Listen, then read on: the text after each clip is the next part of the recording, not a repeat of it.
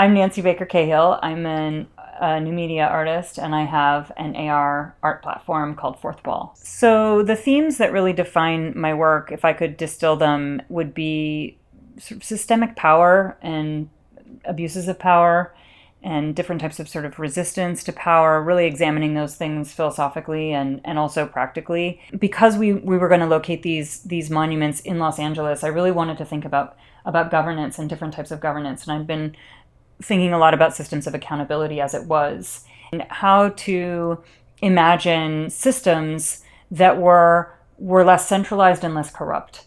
And I can't remember, because we were on the subject of technology, and I was working so intensely with this beast right here, which has, you can see the motherboard in this one. And as you know, like when you look at a motherboard, it actually kind of resembles the layout of a city in the abstract. I did some research into really what the motherboard's function is, and when I learned that it quite literally is the spine of the computer, I started thinking about spines, and I started thinking about having a spine and spinelessness and all the ways in which we try to hold our elected officials accountable, but they rarely are. So that was sort of the foundation for the seed of the idea. And then when I started doing additional research about mycelial networks and what would a decentralized new system of not just governance, but communication and care, what would that look like? You know, you look at mycelium networks and they're sort of paragons of virtue. They already do this. I wanted to use the language and the imagery of technology as the motherboard to create a kind of newly imagined motherboard that sort of served the city itself and could be a model for other cities.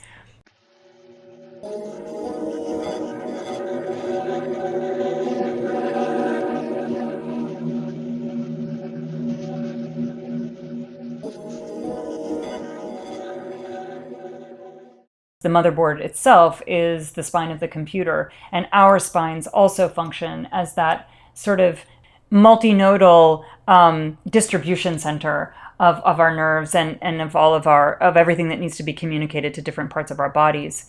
But growing from the spine are these arterial, decentralized, essentially networks that are meant to mimic mycelium networks. And ultimately it kind of takes the shape of a butterfly because, when you think about impact, when you think about the ability of one person to impact something larger, by the way, for good or bad, the butterfly is kind of a very elegant and sort of beautiful metaphor for that.